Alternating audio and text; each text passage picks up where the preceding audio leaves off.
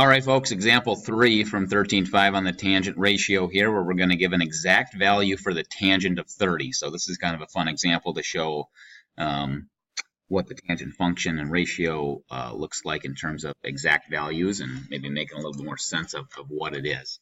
So if we're going to find the exact value for the tangent of 30, exact value means no decimal approximations, no run on decimals, no, I put in all the digits from the calculator, so that's an exact value.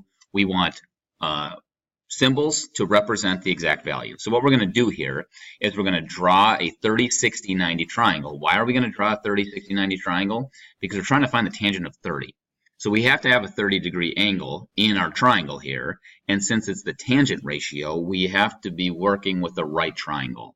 So one angle has to be 30, another angle has to be 90 degrees because it's a right triangle, otherwise we would not be using the function. Therefore, the other side lengths or the other angle has to be 60. So we're going to draw that 30, 60, 90 triangle, and it's right here. And we have all of the side lengths or the generalized side lengths of that 30, 60, 90 triangle indicated here. The shorter leg is x. The longer leg is x times the square root of 3. And then the hypotenuse here is 2x. So this is, again, nothing new here that we've seen this before. 30, 60, 90 triangle, x times the root 3, and then the hypotenuse is 2 times x, and those vary depending upon what x is. We know that the tangent of 30 is going to be, in this case, equal to the tangent of this angle, because here's our 30-degree angle right here, because there's 60, there's 90. So the tangent of 30 is going to be equivalent to the tangent of this angle CTA, and this angle has an opposite side of x and an adjacent side of x times the square root of 3. 2x is the hypotenuse here, and then x is the opposite side, x times root 3 is the adjacent side. Opposite, adjacent is what we're working with here when we're looking at the tangent ratio. So that's what I just said here. The length of the leg opposite of angle T, in this case, is CA. The length of the leg adjacent to angle T, which is AT, which are these two lengths here, which is what we're working with here with this tangent of angle 30, or the tangent of angle CTA right here. So CA is the shorter leg. We called its length x. It's already indicated there on the screen. And then AT is x times root 3. That's just, again, from the generalized idea of what a 30, 60, 90 triangle is. All that this is saying here.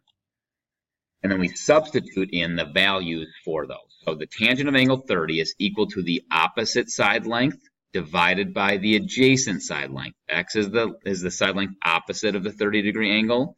X times root 3 is the side length adjacent to the 30-degree angle.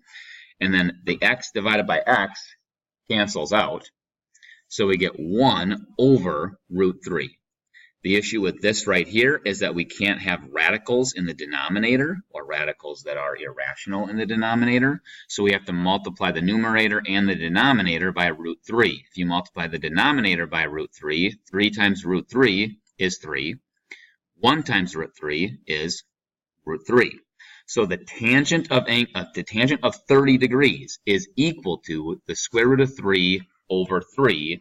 And we can confirm that in a calculator. If you want to type in the tangent of 30, you'll get 0.577, so on. And then if you type in root 3 divided by 3, you'll get exactly the same thing.